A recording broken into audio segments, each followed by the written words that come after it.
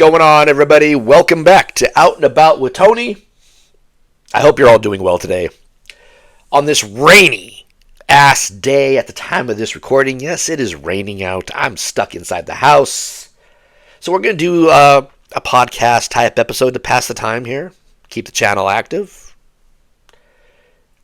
Now, today, we're going to talk about spots in San Francisco. Now, over the last year or so, I've been doing here and there, food videos. I haven't done one in a while, but I'll do food videos here and there of different places in my local area.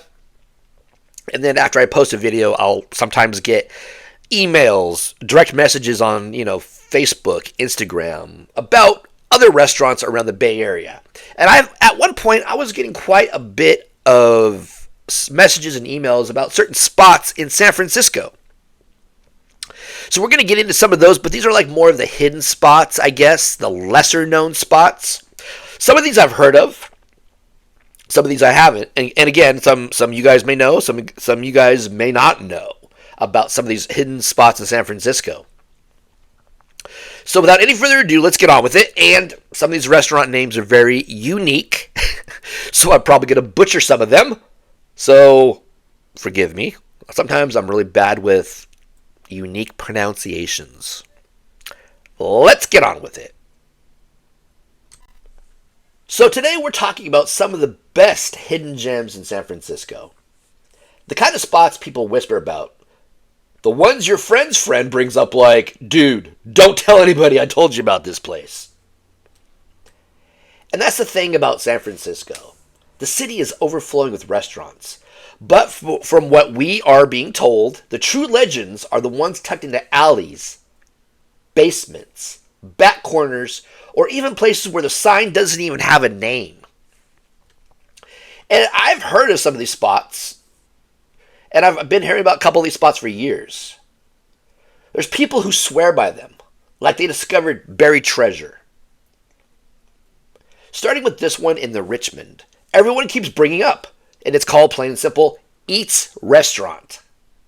And this is what they're saying about it. It's this tiny breakfast spot that locals protect with their lives. Nobody outside the neighborhood talks about it. People say the portions are huge, the pancakes are insane, and the vibe is that old school San Francisco diner energy. And there's a lot of people that say it's their hangover cure spot. Their don't tell the tourists about this place spot. If you guys want, in the comment box below, throw out in your city what you feel is a hidden gem as far as maybe a breakfast spot goes. And there's this little Burmese place people always hype. Burma Superstar is, from what I hear, the famous one. But people say the hidden gem is Mandalay. This is what we heard. More local, less touristy. Known for a tea leaf salad that apparently changes lives. People say that samosas are next level crispy in a way that makes you reconsider your life choices. And from what I understand, everyone's got that one cousin who swears Mandalay is better than Burma Superstar. And will fight about it. Moving on over towards the Sunset, people always whisper about this tiny Japanese curry spot called Volcano Curry. And this is what we heard about the place. Huge plates that could feed a small village. Spice levels that could either bless or destroy your entire day. Yeah, that doesn't sound too fun. I'm about like a mild spice kind of guy. Locals say this is a spot students hit before exams because the carbs turn you into a superhero. Another one we keep hearing about is called Bread Belly. People say that kaya toast here is basically spiritual. Like, you'll think about it for the rest of your life type stuff. And some people talk about the pastries like they're rare collectibles. Now, also, there's this place in the Mission people treat like it's sacred. La Palma Mexicatessen. This is what people are saying about it. Tortillas so fresh, they barely make it into the bag. Burritos that have neighborhood loyalty behind them. Everyone claims their grandma approves of this place. Now, I can get down with that because I love my thing. A lot of places, like a lot of like Mexican restaurants or whatever, is like a carne asada burrito. That's like my thing. I love burritos, especially the carne asada steak. Killer. I love it. And also in the Mission, there's a place called Taqueria Velarda. This is what we heard. The taco cart inside the restaurant is legendary. People say the Al Pastor is hypnotizing. This is one of those after midnight, the city's alive again type spots. Now, moving up towards North Beach, people won't shut up about Tommaso's. And this is what we heard about it. Brick oven pizza before brick oven pizza was cool. Old school Italian that makes you feel like you walked into another decade. People say it's one of those just trust the locals kind of deals. Now, I love pizza, Italian food. I am down for this place. I will keep this place in mind. There's a couple of spots that I'm going to keep in mind, for when I go to San Francisco, because I do a channel where I do city walking tours as well. And I kind of wanted to go up towards North Beach and do some videos up that way as well. So I'll be keeping this place in mind. And in Chinatown, not the main drag, but the tucked away areas, there's this spot called Yank Sing's lesser known rival, Dole Ho. What we heard about it. It's super tiny. It has dim sum that people swear has never changed in 40 years. Locals say it's the definition of a hole-in-the-wall legend. Another Chinatown whisper spot is Campo Kitchen. This is what people are saying about it. The roast duck over rice is the star. Now that does sound pretty good. People compare it to the big restaurants but say it's even better. And that it's that family-run, no-nonsense spot locals guard like a secret. And then, this one always comes up when people talk about true hidden gems. Good Mong Bakery. This is what we heard. Walk-up line only. People grabbing dim sum in paper bags and eating on the sidewalk. Everybody says it's one of the best cheap eats in the entire city. Now, when I was doing some walking tour videos for my other channel of Chinatown, I think I passed by this place. I didn't see the name of the place, but I saw people eating what looked like dim sum out of paper bags on the sidewalk. So I think I walked past it at the time and didn't even realize it. The Tenderloin also has some hidden gems. And people keep talking about Pakwan.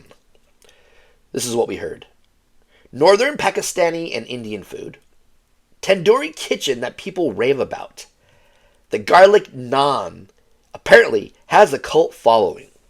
Now that's the last one sounds good because I have tried a garlic naan before, if that's the right way to pronounce it. It's basically like a flatbread type of bread, and it's got garlic and stuff on it. And I've had it at other establishments. I'll tell you what, if you like garlic bread kind of stuff, this garlic naan type flatbread is awesome. And sometimes I'll go to Trader Joe's because they got it in their freezer section sometimes, and sometimes I'll buy a package from Trader Joe's. And the amount of people who talk about the front porch in Bernal Heights. This is what we heard. Southern comfort food in San Francisco. Fried chicken that gets described like poetry. Mac and cheese people call dangerous. Another one we hear about is Louis' Gen Gen Room. This is what we heard. It's hard to find. It's harder to forget. The vibe is like stepping into someone's fancy living room in 1974. Another Mission legend everyone calls underrated is called the Spice Jar. This is what people are saying. Fusion, but not in a pretentious way. Broth bowls people swear heal emotional trauma. And it's cozy enough to feel like home.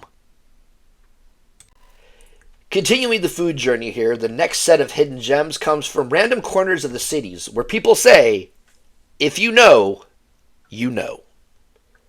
Like this one, PPQ Dungeness Island in the Richmond. This is what we heard about it.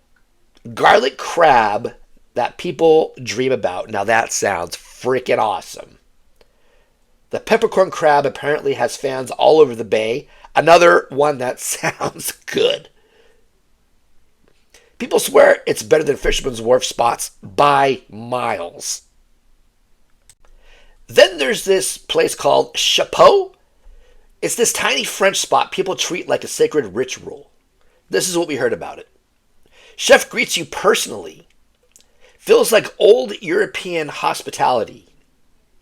People say it's one of the best restaurants nobody talks about. Over in the Sunset, people whisper about King of Noodles. They say the hand-pulled noodles are the real deal. Dumplings that taste like someone's grandma made them that morning. It's got a simple menu with big flavors. This one is a spot that we had at one time a few around the Bay Area, but I think little by little they've started to close. There's one about 5 to 7 miles from me, but this one is in San Francisco. It's a hidden deli people go crazy for. Luca Delicatessen on Chestnut. Now this is what I was told. A shop that feels frozen in time. Mozzarella that people say is house-made and unforgettable. You always hear locals say, don't tell the tourists about this. Seems to be the running theme here. Over in Hayes Valley, this spot is called Suppenkusch. This is what we heard. German comfort food, and I love German type comfort food. There's a restaurant in Alameda, California I tried only once, and it was awesome. It was called Spice Hammer or something, but this place is called Suppenkusch that we're talking about. The beers are huge. If you're a beer drinker, the beers are huge. The potato pancakes have a cult following. And in the Tenderloin, there's a spot called Angkor Borai, if I pronounce that correctly, that people always slide into the conversations. This is what we heard. Peanut sauce that seems to convert everyone. Dishes that are super comforting and not easy to find elsewhere. People describe it as quietly amazing. In Japantown, a low-key ramen spot is called Hindoaya. This is what we've heard about it. Dashi-based ramen instead of heavy tonkotsu. Super light but full of flavor. People swear it's a different level of ramen appreciation. There's also this random little Thai spot called Marnay Thai. This is what we heard. One of the best papaya salads anywhere. Authentic flavors that hit different. And the locals treat it like the real deal Thai in the Sunset. Another place I've heard about over the years is the House of Prime Rib's little brother, the Brazen Head. This is what people are saying. Dark, cozy, almost hidden. Steak that rivals the big places, but without the hype. Classic San Francisco vibe. And I keep hearing about this Korean fried chicken spot called Dang My Wings. This is what we heard. Crunch so loud it should be illegal. Sauces people defend like sports teams. Late night energy perfect for cravings. Another hidden gem people swear by is Soto Mara. But the real hidden competitor is De Flora. This is what people are saying about it. It's intimate. Everything is handmade. old school Italian charm that feels like a secret. Over towards the Embarcadero, sidewalks. People are saying it's modern Vietnamese but still authentic. Shaking beef that people talk about like it's a celebrity. And super underrated. And people always bring up the Morris for its smoked duck. This is what we heard about it. Warm, small, and cozy. High quality comfort food. And a wine list people absolutely love.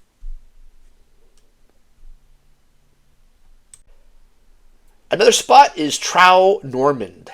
This is what we heard. Charcuterie that's next level. Drinks that take you back in time. And it's perfect for people who love old San Francisco charm. Another spot is Vega Pizzeria in Bernal Heights. It's family owned, Neapolitan pizza with serious fan loyalty. People say it's the best neighborhood pizza in San Francisco. And this place, called Farmhouse Kitchen Thai, it's not hidden by location, but hidden because people only talk about the decor.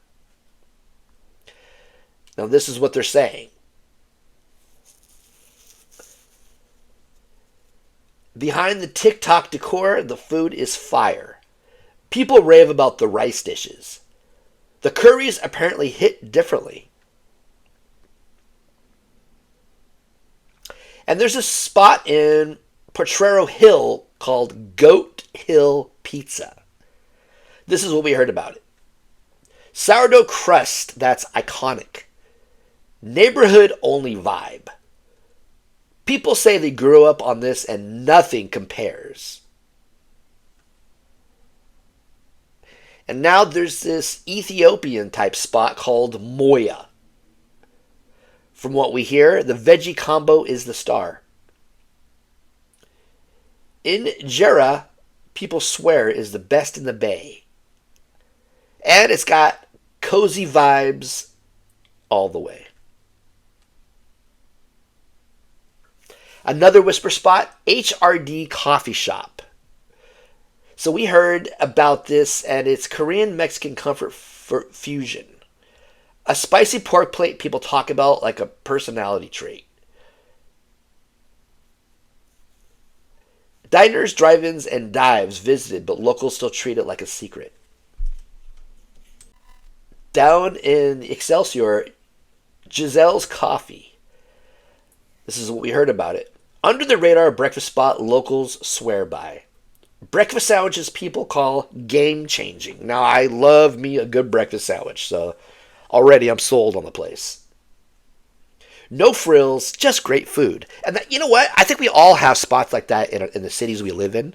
And I have a couple spots out here by where I live that I swear by for breakfast. And the seafood spot people always whisper about. Swan Oyster Depot gets all the hype. But the hidden one is Anchor Oyster Bar in the Castro. Now this is what we heard. Chowder that slaps. Fresh seafood without the crazy lines. Locals say it's their real seafood spot. There's also this little place called Canela Bistro. This is what we heard about it. Spanish comfort food. Sangria people rave about. And it's got an intimate neighborhood vibe. And this Korean tofu spot called Tofu House in the Richmond. This is what we heard. Sundubu that hits your soul, if I'm pronouncing that right. Comfort food at its finest. Locals say it's never talked about, but always loved. Another Mission Classic people consider a secret, Heirloom Cafe. People are saying the wine list that foodies obsess over. Menu that feels like seasonal and personal. Warm, small, candlelit vibes. Place sounds kind of cool to me. And back in Chinatown, Z and Y Bistro, the lesser known sibling of Z and Y Restaurant. This is what we heard. Spicy dishes packed with flavor, less crowded, a great locals keep it quiet kind of spot.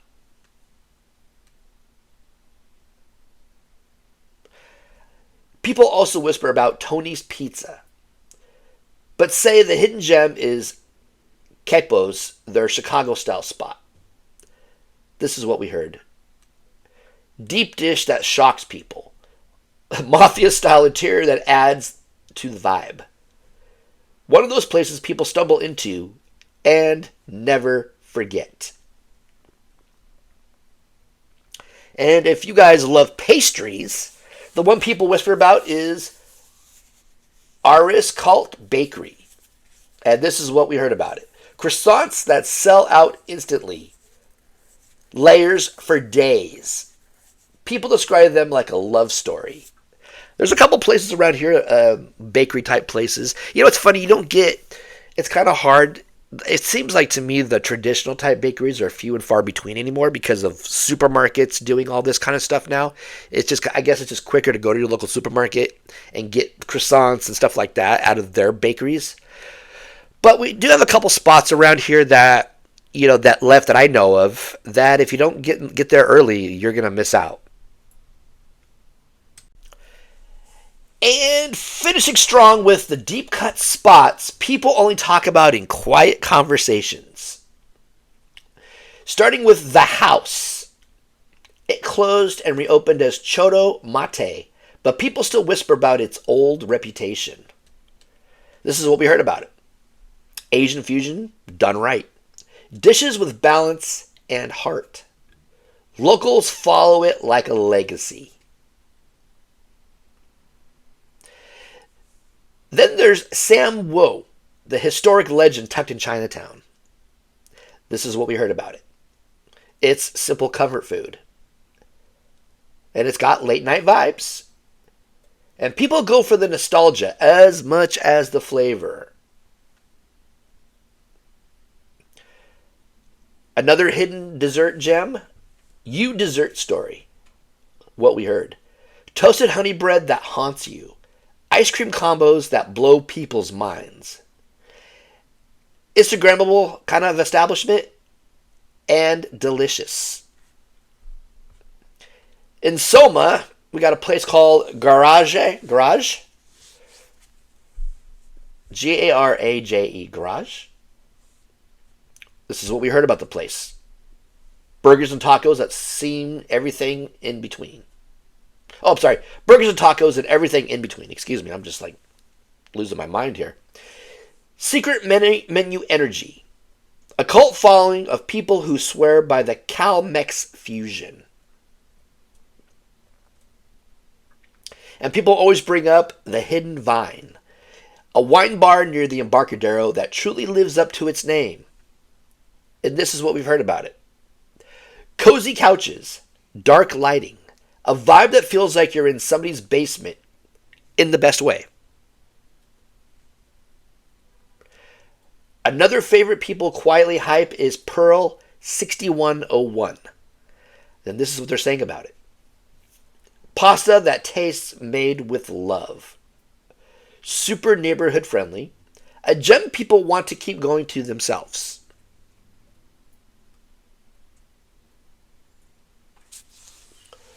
Folks always talk about San Tung, but the secret is San Tung number 2, the one literally right next door. And this is what we hear about it. Same menu, same dry fried rings everyone obsesses over, but the place often has shorter lines. And then there's the Irish Bank tucked away off an alley. This is what we heard. Pub food with character.